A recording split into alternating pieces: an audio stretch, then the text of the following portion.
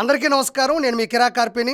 ఈరోజు మంగళగిరి శాసనసభ్యులు human resources development, electronics and communication, information technology, real time governance, educational శాఖలకు మంత్రిగా పనిచేస్తున్నటువంటి నారా లోకేష్ గారు తెలుగుదేశం పార్టీ జాతీయ అధ్యక్షులు శ్రీ నారా చంద్రబాబు నాయుడు గారి సమక్షంలో వర్కింగ్ కమిటీ ప్రెసిడెంట్గా ప్రమాణ స్వీకారం చేశారు. ఇది కేవలం నారా చంద్రబాబు నాయుడు గారికి తనయుడు అవ్వడం వల్ల కట్టబెట్టిన పదవి కాదు. ఆయన అకుంఠిత దీక్షతో ఆయన కష్టపడి సాధించినటువంటి ఇది ఒక గొప్ప పదవి. ఇది ఆయన గురించి చాలా చెప్పుకోవాలి. ఇది ఒక్క రాత్రిలోనో, ఒక్క రోజులోనో, ఒక్క నిమిషంలోనో వచ్చినటువంటి పదవి కాదు. 2019 నుంచి 2024 మధ్యన జగన్మోహన్ రెడ్డి లాంటి రాక్షస పాలనకి ఎదురొడ్డి అతను ఓడించి ఈరోజు నారా చంద్రబాబు నాయుడు గారిని తిరిగి ముఖ్యమంత్రిని చేయడంలో ఆయన చేసినటువంటి కష్టం అంతా ఇంత కాదు అని ప్రజలు మరోసారి గుర్తు చేసుకోవాల్సిందిగా కోరుకుంటున్నాను. పడిపోతున్న పార్టీని తండ్రి నిలబెడితే ఆ పార్టీని తిరిగి ఆకాశంలో నిలబెట్టడానికి అహర్నిశలు కృషి చేస్తున్నటువంటి వ్యక్తి నారా లోకేష్ గారు. ఆయనకి ఇచ్చినటువంటి శాఖలు ఏవైతే ఉన్నాయో, అంటే పిల్లల చదువుకు సంబంధించినటువంటి ప్రతి స్కూల్కి వెళ్ళి వాళ్ళు ఎలా చదువుకుంటున్నారు, ఏం తింటున్నారు అని పూర్తి స్థాయిలో నిమగ్నమై చూస్తున్నటువంటి గొప్ప వ్యక్తిగా ఆయన ముందుకెళ్తున్నారు. దాంతోపాటు ఇన్ఫర్మేషన్ టెక్నాలజీ, ఈరోజు గూగుల్ డేటా సెంటర్ ప్రపంచంలో ఇన్ని దేశాలు ఉండగా ఈరోజు విశాఖపట్నానికి గూగుల్ డేటా సెంటర్ని తీసుకొచ్చినటువంటి చరిత్ర నారా లోకేష్ గారిది అని మరోసారి గుర్తు చేస్తున్నాను. మరో ముఖ్యమైనటువంటి మంత్రిత్వ శాఖ ఏదైనా ఉంది అంటే అది రియల్ టైం గవర్నెన్స్. మోంతా తుఫాను వరదల నుంచి రక్షించినప్పుడు కానీ, నేపాల్లో జరిగినటువంటి ఎన్నో అడ్డంకులు, అవరోధాలు ఏదైనా జరిగినా, అల్లర్లు జరిగినప్పుడు కూడా ఆయన 24/7 అంటే 24 గంటలు కూడా కాపు కాసి గస్తీ కాసి అక్కడి నుంచి మన వారందరినీ కాపాడి ఇక్కడ తీసుకొచ్చాడు. ఆయనకి ఇచ్చేటువంటి అన్ని శాఖలతో పాటు మంగళగిరి శాసనసభ్యుడిగా కూడా ఈరోజు ముందస్తు స్థాయిలో ఉన్నాడని నేను మరోసారి గుర్తు చేస్తున్నాను. అయితే ఇక్కడ ప్రాముఖ్యంగా చెప్పుకోవాల్సింది, మాటికి వస్తే జగన్మోహన్ రెడ్డి అండకో మా జగన్మోహన్ రెడ్డి మా అన్న కడప కింగ్, పులివెందుల పులి అని చెప్తూ ఉంటాడు. ఆయన చెప్తారు, పక్కన వాళ్ళు కూడా చెప్తూ ఉంటారు. మరి పులివెందుల అనేది ఆయన సొంత నియోజకవర్గం. ఆయన సొంత నియోజకవర్గంలో 2024 అసెంబ్లీ సాక్షిగా ఆయన నిలబెడితే ఆయనకు వచ్చినటువంటి మెజారిటీ 61,687 ఓట్ల మెజారిటీ అయితే మంగళగిరి అంటే నారా లోకేష్ గారికి మంగళగిరికి సంబంధమే లేదు.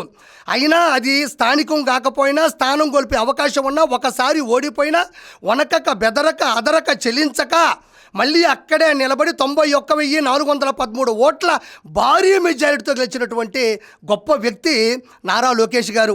ఆయనేమో 61,687 సొంత నియోజకవర్గం పులివెందుల పులి. ఎక్కడేమో మంగళగిరికి నారా లోకేష్ గారికి ఎటువంటి సంబంధం కూడా లేదు. అలాంటి వ్యక్తి 91,413 ఓట్ల భారీ మెజారిటీతో గెలిస్తే మరి జగన్మోహన్ రెడ్డికి నారా లోకేష్ గారికి దాదాపు 30,000 మెజారిటీ తేడా ఉంది.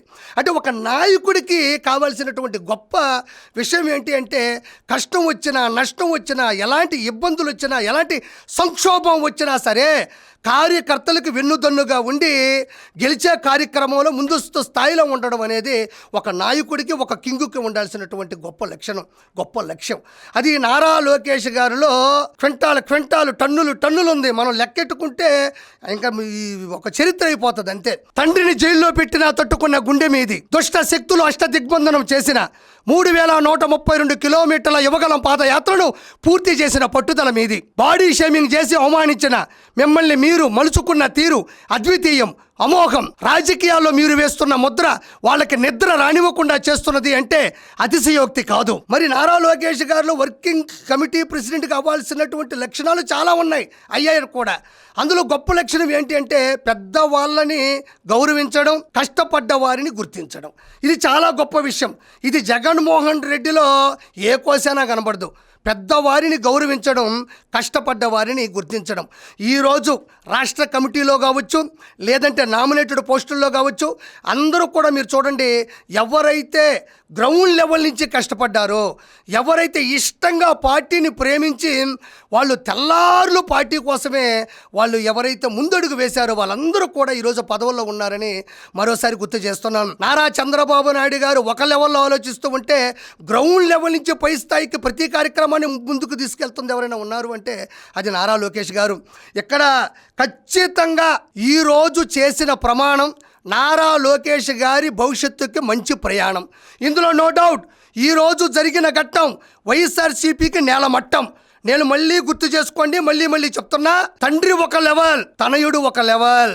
ఇది ఈ పదవి ఆయన కష్టపడి పుచ్చుకున్నటువంటి పదవి. ఈ పదవి ద్వారా ఆయన చేసేటువంటి గొప్ప పనులు చాలా ఉంటాయి. నేను అదే చెప్తున్నాను, ఈ రోజు జరిగిన ఘట్టం వైఎస్ఆర్సీపీకి నేలమట్టం. ఇది మాత్రం బ్రాకెట్లో పెట్టుకోండి, మళ్ళీ గుర్తు చేస్తూ ఉంటాను. సార్ నారా లోకేష్ గారు, ఆంధ్ర రాష్ట్ర ప్రపంచ వ్యాప్తంగా ఉన్న మీ అభిమానుల సాక్షిగా, తెలుగు వారి సాక్షిగా నేను మీకు కృతజ్ఞతలు తెలియజేసుకుంటున్నాను. మీరు భవిష్యత్తులో ఇలాంటి ఉన్నతమైన పదవులు అధిరోహించాలని, మీకే పదవులు ప్రత్యేకమైన ఆకర్షణ ఏం కాదు. మీ పట్టుదల ముందు, మీరు చేసేటువంటి గొప్ప పనుల ముందు ఇవి చాలా చిన్నవే. కానీ ఇలాంటి పదవులు మీరు ఎన్నో అధిరోహించాలని, వాటి ద్వారా అధికారంలోకి వచ్చి ప్రజలకు మంచి చేకూర్చాలని నేను మనస్ఫూర్తిగా మన నాయకుల ద్వారా కానీ, శ్రేణుల ద్వారా కానీ, అభిమానుల ద్వారా కానీ, కార్యకర్తల ద్వారా కానీ, ముఖ్యంగా మీడియా ద్వారా కానీ మనస్ఫూర్తిగా కోరుకుంటూ, నేను కిరా కార్పిని, తెలుగుదేశం పార్టీ కార్యకర్త.